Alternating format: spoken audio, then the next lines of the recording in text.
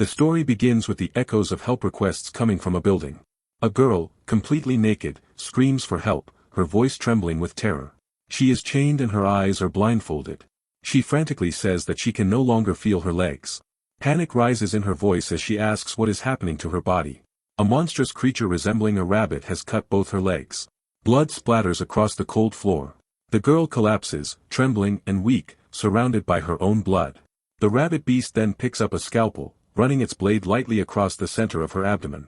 The girl shrieks in agony, begging for her life, pleading not to be killed. But the creature says that he will not kill her. Her part in the game is just beginning. It then makes another shallow cut across her belly as her screams echo through the dark, empty building. In the next moment, some students are whispering about something that will not open. A boy asks Ryuji to calm down, while Ryuji replies he cannot calm down at this moment. Meanwhile, a boy awakens with noise. A girl sitting nearby tells that Hayato is waking up. Her name is Yuzuki. She asks if he is alright. Hayato bluntly wakes up and gets amazed to see Yuzuki and the other guys from the middle school. He weirdly asks others where they are and what is happening. Suk explains that they had all just regained consciousness. He says they were returning home from school when something suddenly attacked them. Hayato, confused, wonders what kind of attack it was. Then a girl named Akari says that this must be a kidnapping, someone has taken them all hostage. Ryoji adds that all 7 of them were forcibly brought to this place. Hearing this, Kazu begins to tremble with fear. Suk claims it might be revenge for something they did, which makes Hayato and Yuzuki turn toward him in shock. Shirori shouts in confusion, wondering who would bring all 7 of them here. Hayato glares at her. She then tells Suk to stop lying, bursting into tears as she says they should have been more alert when the incident happened. Akari tells her to stop crying like a child, what's done is done. Yuzuki calmly suggests that instead of panicking, they should focus on finding a way out. Hayato agrees, saying that perhaps Shirori is right, but before he can finish, she goes silent. Just then, Suk points toward a large LCD screen mounted on the wall and says that maybe there's no way out of here. Suddenly, the screen lights up, and a figure appears, a man wearing a rabbit mask drenched in blood. The distorted voice on the speaker says, "Welcome to the death game." Akari stares at the screen in horror. The man, known as Mr. Bunny, explains that all of them will participate in 6 deadly games. Only those who survive each stage will move on to the next room. They must clear all 6 levels if they wish to escape. He warns them that they have only 1 hour before the entire building is destroyed. As the timer begins to tick, Hayato and Yuzuki listen in terror. Kazu's face goes pale, and fear fills the room. Suk mutters that he has heard of such things, buildings destroyed within seconds, reduced to dust. Yato, listening quietly, says that if they fail to escape within an hour, they'll all die. Suk suspects it might be a bluff, but Mr. Bunny orders them to approach the door and enter the first game. Hayato stands frozen, thinking this might truly be an act of revenge. Akari turns to Ryoji and asks what they should do. Ryoji insists he won't be treated like cattle, he'll find his own way out. Shirori yells for him to wait, but Yugi steps forward angrily, saying he'll deal with that rabbit himself. Akari follows him, saying she'll go too, and the two head toward the next room. Yuzuki asks Hayato what they should do. Suk answers before him, saying there's likely no escape, they've all been kidnapped, and the only way forward is to do what Mr. Bunny says. With 57 minutes left, he suggests they move to the next level. Shirori and Kazu nod in agreement. Hayato looks at Suk, calling him Mr. Former Student President, hoping it's all under control, but Suk says this is no time for jokes. He also remarks that they haven't seen each other in 2 years, perhaps fate has brought them together again. Hayato glances at Akari and Yugi, joking that it feels like they're still dating, though he never thought he'd see them again. Yuzuki gazes at Hayato sadly, and he notices the emptiness in her eyes. When he asks if she's okay, Yuzuki forces a smile, saying she's fine, just cold. Hayato points out that she looks pale, and she softly laughs, reminding him that he hasn't changed, he always worried about her when she was sick. He blushes and scratches his head awkwardly. Suddenly, a piercing scream fills the air. Hayato and Akari turn toward the sound and freeze. A girl's naked corpse is tied to a chair. Her lips are stitched shut, her legs severed, and a metal rod is impaled through her abdomen. Kazu stumbles back in shock as if the sky has fallen on him. Yuzuki's eyes widened in horror. Shirori trembles, asking where the girl's legs have gone. Suk steps closer and says he smells gasoline coming from her body. Akari shrieks with fear and Kazu starts trembling. Before anyone can react, Mr. Bunny appears on the screen and explains the rule. He tells them that the girl is still alive, but only for 3 minutes. He explains that they have to save her in the given time. And the chair she's sitting on will ignite, and the dynamite inside her stomach will explode if they fail to save her. Hayato's eyes widen in disbelief as the 3-minute timer begins. Everyone stares at the mutilated girl, realizing that if they can't save her, she will explode before their eyes. Her stitched mouth quivers as if she's trying to scream. Suk shouts that they have to hurry. He runs toward her, reassuring her that they'll save her, but as he reaches her, he sees her arms have been sewn to the chair, her skin torn and bloody. Shiori screams, and Kazu freezes in terror. Suk yells for something sharp to cut the wires, but Yuzuki shouts that there's nothing in the room. 30 seconds pass as everyone searches frantically. Then Riwi kicks open a door. The girl, despite her sewn lips, tries to speak through muffled cries. Hayato looks at the timer, only 1 minute left. He says they must pull her free immediately. Kazu and Shiori stare in horror, but Hayato insists, saying she'll die anyway if they don't act. 48 seconds remain. Suk says they must hurry and do it in one go. Hayato grabs the girl's arm and pulls, the wires tearing through her skin as she writhes in unbearable pain. They both pull with their full might and succeed to free the arms. 37 seconds left. Suk shouts for a little more effort. 5 others watch in frozen shock. 31 seconds.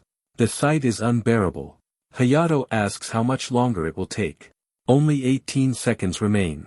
They pull harder and manage to free her arms.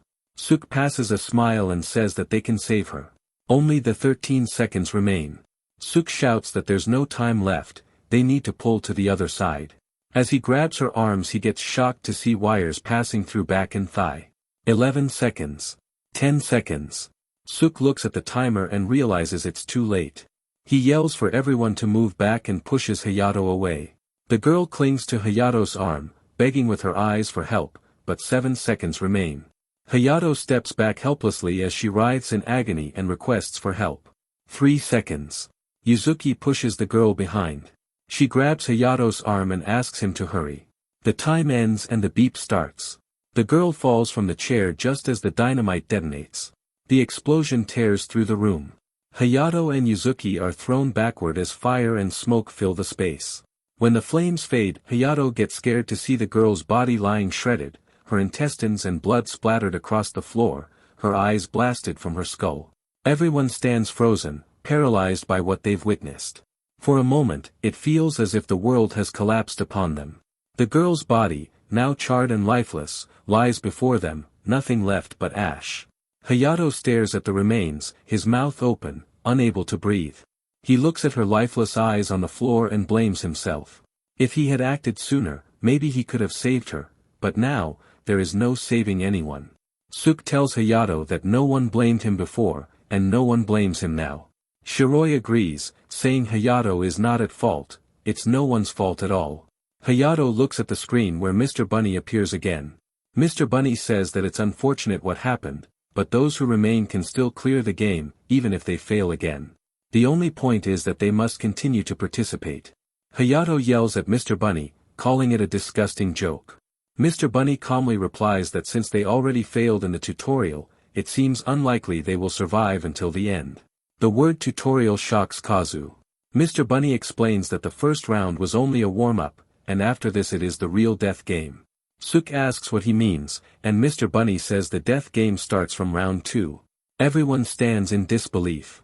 Mr. Bunny warns that if they don't take the game seriously, none of them will survive until the 6th round. Then, the next room door opens. Mr. Bunny tells them to move to the next room. Hayato stands still, staring at the burned body, realizing it's now their turn. He feels that they might end up like her. Akari screams that this is madness and that she refuses to die like this. Suk reminds her that the building will explode in 1 hour anyway. If she doesn't move, she'll still die, so there's no time to waste. Akari agrees and says fine, but Ruji reminds everyone that they shouldn't lose to each other. He says they are better off alive and unhurt than like the dead girl. Ruji declares that he won't die sitting still like her. Akari looks down sadly. Then Ruji turns and asks her if she's coming with him. Akari runs and grabs his arm, following him into the next room. Hayato watches them go and thinks that Akari has always followed Ruji's lead. He feels slightly relieved that at least everyone else is still alive. Suk keeps everyone focused, Shirori always supports honesty, and Kazu stays mature and responsible. As for Yuzuki, she seems to be the one most affected by what happened. Hayato reflects that he never thought he would face such a cruel death game. He realizes that if they keep doubting each other, things will only get worse. Suddenly, flames start spreading nearby. Suk shouts that the fire is growing, and they should move quickly. As they enter the next room, it looks almost identical to the previous one. Hayato observes that the setup is nearly the same. Suk nods, noting only the extra glass cases. Ruji walks toward the door and calls out to the screen, demanding Mr. Bunny to explain what to do next, but no answer comes. Hayato suggests that maybe they need to pull the levers. Yuzuki warns that acting without knowing could be dangerous, and Hayato agrees. Suddenly, an arrow shoots across the room, grazing Hayato's cheek before sticking into the wall. Yuzuki gasps and asks what's happening. Hayato gets a sudden shock when he sees it. Suk and Ruji look around angrily, wondering where the arrow came from. Suk spots a crossbow machine in the corner locking another arrow. Ruji points out another one on the opposite side. Shirori panics, saying the first room was safer and suggesting they go back.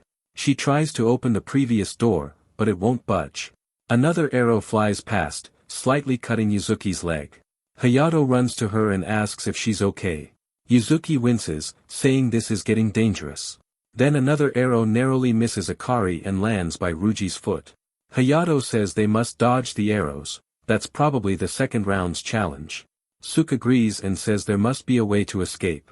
One arrow hits the glass case but bounces off the wall instead. Ruji notices the deflection by the glass. He quickly tells Akari to get inside the case. He opens the door and steps in himself. Ruji says if he pushes from inside, maybe it will open another exit. Akari shakes her head, saying it won't open again. Ruji looks confused and shocked when the door locks behind him. Akari tells him that at least he's safe there. Suk adds that once the case closes, it can't be reopened, meaning only one person can use it for safety. Akari listens carefully, and Shirori says she wants to try the second one. Yuzuki interrupts, saying she will use it first. Hayato tells Yuzuki to wait, but Akari ignores him and pulls the door open. Hayato glares at her. Akari quickly steps inside and smiles faintly, relieved.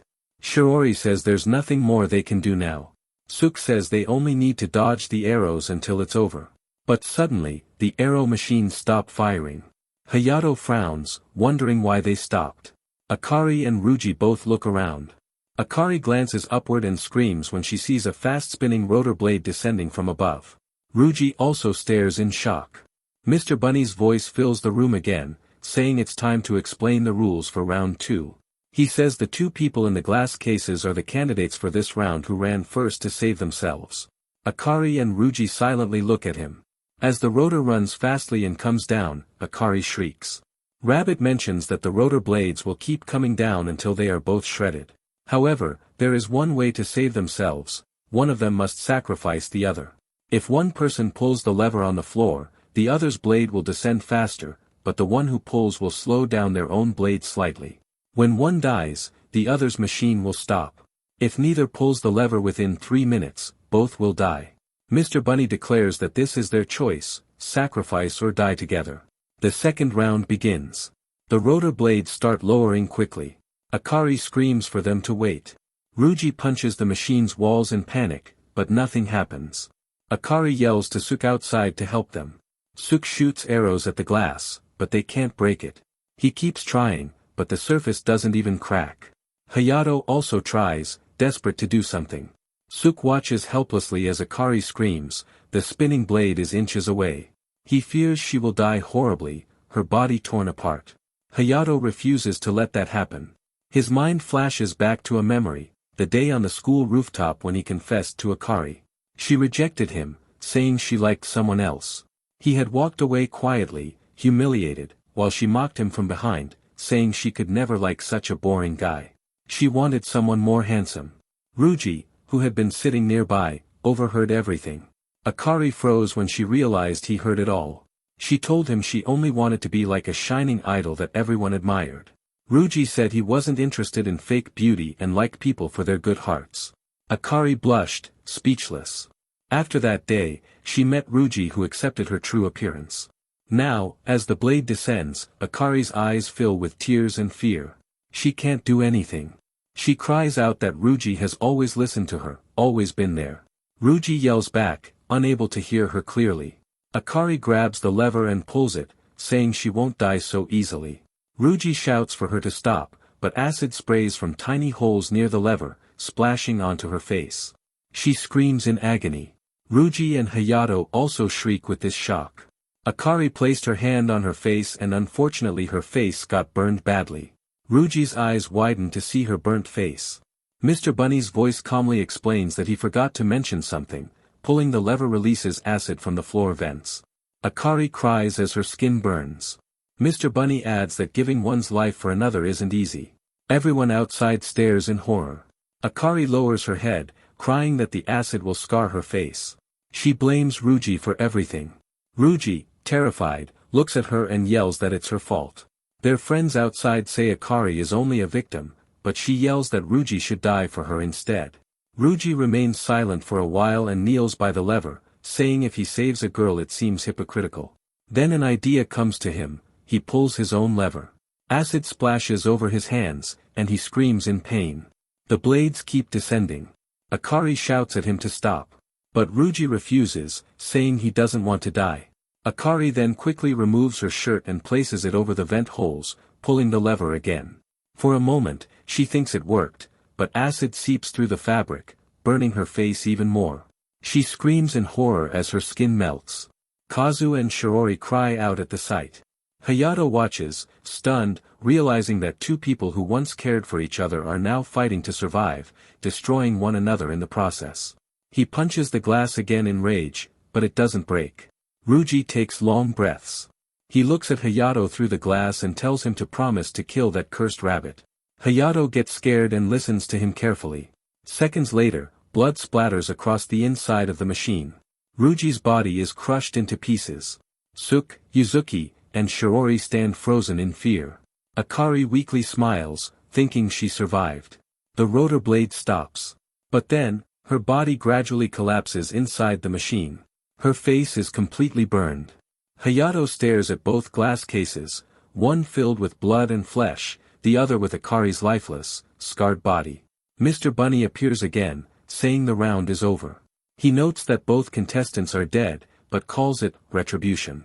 He says they must continue the game, this still counts as a victory. He tells them to prepare for the next room. Everyone stands speechless.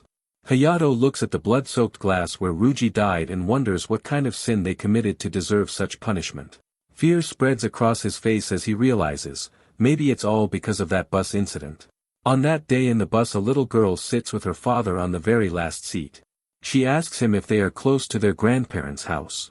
Her father replies almost and reminds her to behave nicely when they meet them. The little girl, full of excitement, smiles brightly. Yuzuki notices her and says the girl is really cute. Shiori turns to Yuzuki and asks if she likes little kids. Laughing softly, Yuzuki replies that she absolutely does. Hayato looks at Ruji and teases that Yuzuki really seems to love children, but Ruji seems already exhausted. The bus ride feels just like any other ordinary school day. Everything seems calm until the little girl suddenly stands up to chase a cat that appears in the aisle. Her father shouts for her to sit down, that it's dangerous. Unfortunately, the driver loses control of the steering wheel. The bus swerves violently and crashes into a car coming from the opposite direction. A woman sitting in the driver's seat of that car falls unconscious as the vehicle spins off the road and falls downhill.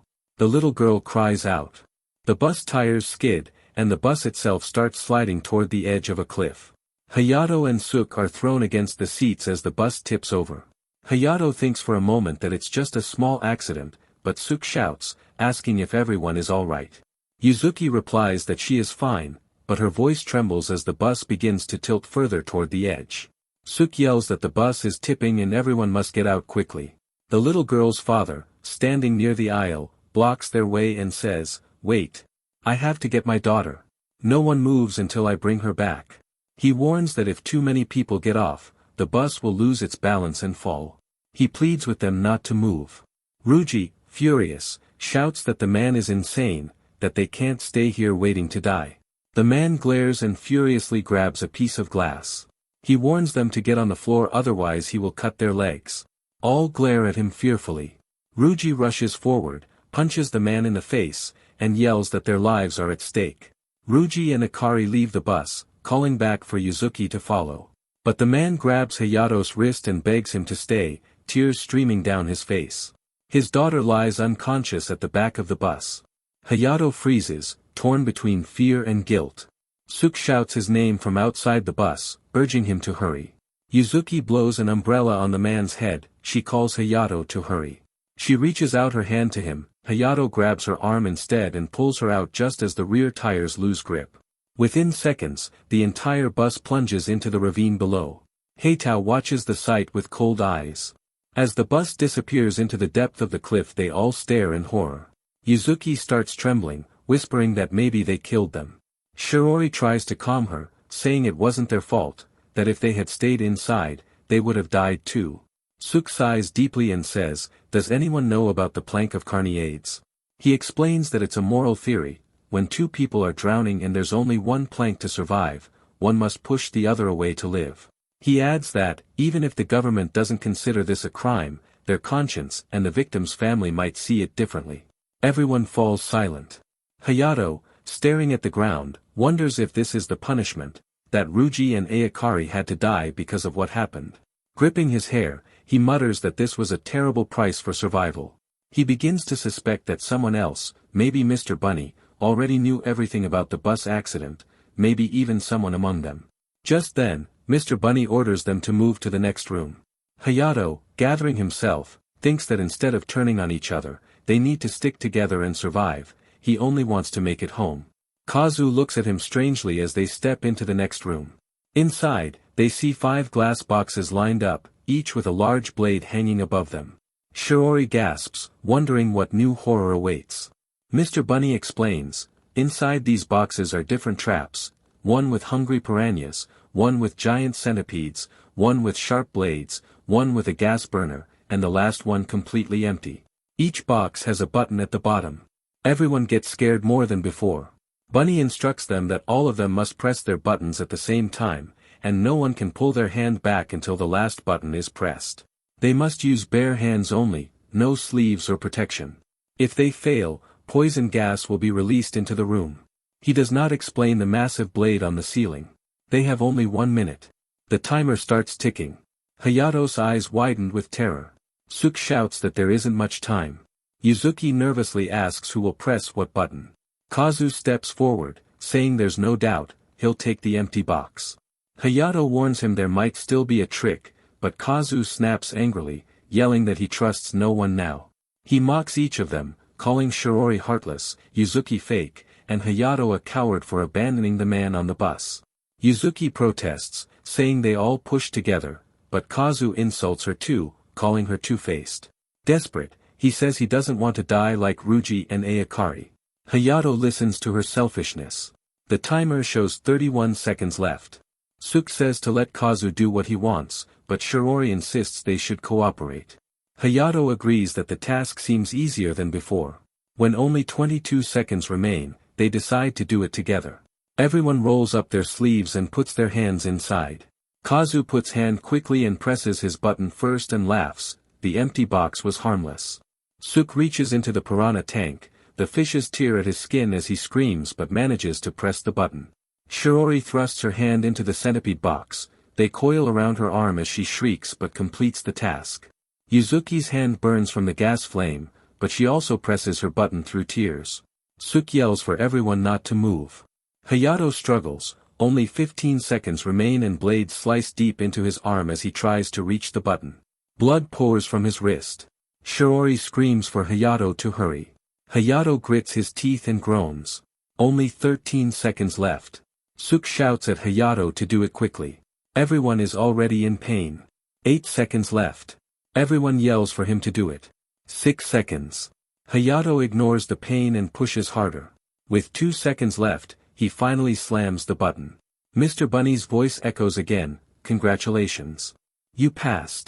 They exhale in shaky relief. Suke and Shirori smile faintly, exhausted. Yuzuki's hand is badly burned. Hayato looks at her in silent sorrow. Blood drips from his arm. But Kazu can't pull his hand free. Hayato and Yuzuki stare in horror. Mr. Bunny says coldly, "Didn't you learn from the last round? The selfish ones must clear an extra task." He tells Kazu that if he wants to live, he must press the button once more. Doing so will activate the top blade, cutting off his trapped arm and freeing him. He gives Kazu 30 seconds before the massive overhead blade drops. Kazu trembles as the blade above begins to descend. Bunny says his time starts now. Kazu whispers he cannot cut off his arm. Hayato calls out to him, saying that his life is worth more than one arm. Kazu shakes his head and yells that they are thinking Kazu is getting what he deserves. Hayato tries to console him but can't. Kazu yells that he is not dynamic like them and all he can do is follow along behind them. He can only run like a coward, so he deserves to die. Suke and Shirori look at him helplessly. Hayato places a hand on his shoulder and says softly, "They all bad people, but none of them said Kazu is worthless. And no one wants to die, so they should escape together." Kazu's eyes widen, but he still doesn't move. 8 seconds remain. He fearfully asks how he will play the next 3 rounds with one arm. "So it is better to die now." Hayato shouts, but Kazu closes his eyes. He then suddenly mutters he saw just the one doing this as one of them. Hayato gets stunned. 1 second remain when Suke suddenly shoves him back. The timer hits 0. The chain snaps, and the giant blade falls, slicing clean through Kazu's body.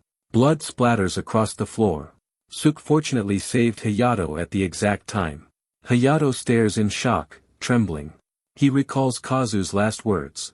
Hayato does not understand the situation. All are haunted to see the Kazu body drenched in blood. Mr. Bunny's voice calmly echoes again to continue to the next round.